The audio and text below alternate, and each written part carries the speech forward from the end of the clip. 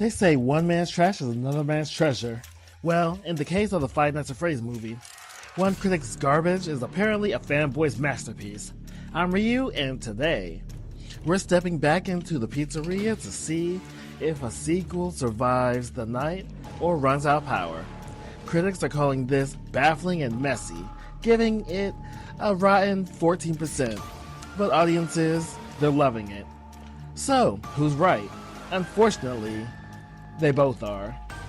Fair warning, I'm going into full spoilers territory. If you haven't seen the movie yet and want to go in blind, go hide in the locker room now. You've been warned. Let's address the elephant in the room. This film was written by Scott Cawthon himself. And look, I respect the guy. I love the lore he built, but let's be real. Scott is a terrible writer. In the first movie, he had co-writers to rein him in. Here is pure, unfiltered Scott. And the writing in the movie suffers from the same issues as the writing in the games. It's clunky, it's disjointed, and it relies way too much on you already knowing the backstory. But visually, it's a feast. Jim Henson's creature shop, take a bow. The practical effects are incredible. I actually loved the change they made to the withered animatronics. In the games, they're just the old models used for spare parts. In the movie, making them prototypes, that is a brilliant lore change. It gives them more weight. And then there's the marionette, easily the MVP of this film. They changed her mechanics so she can actually possess people, and honestly, they made her the scariest animatronic on screen. However, Scott has a bad habit of recycling his own ideas.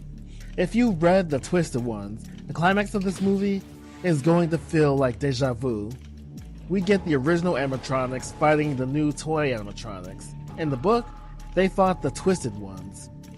It's cool to see, sure, but it feels like Scott just went back to his own well, instead of giving us something new.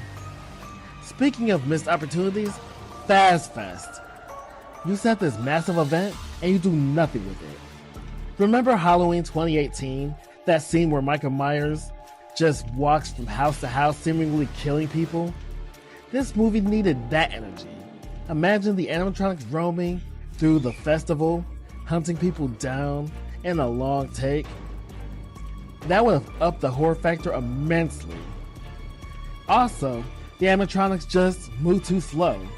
They're way too easy to outrun.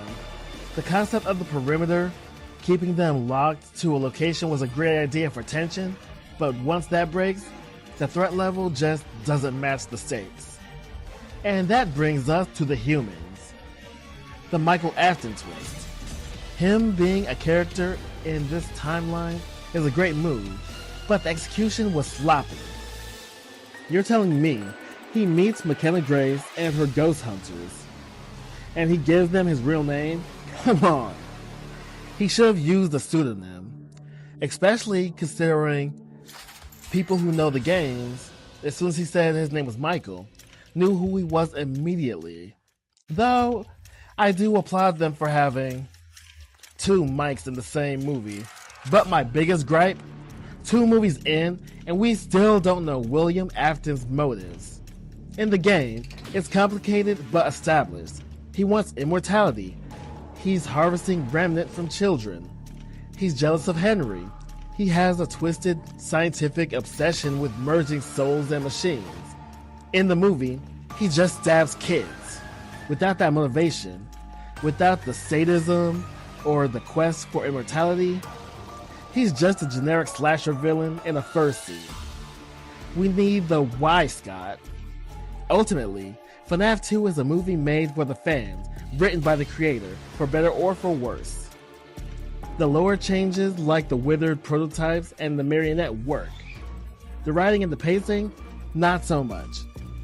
If you love the games, you'll have fun. If you're a critic, well, I guess that 14% makes sense. I'm Ryu. Don't forget to like and subscribe, and let me know in the comments. Did the marionette scare you, or were you just bored? And remember to stay tuned, because I will see you soon.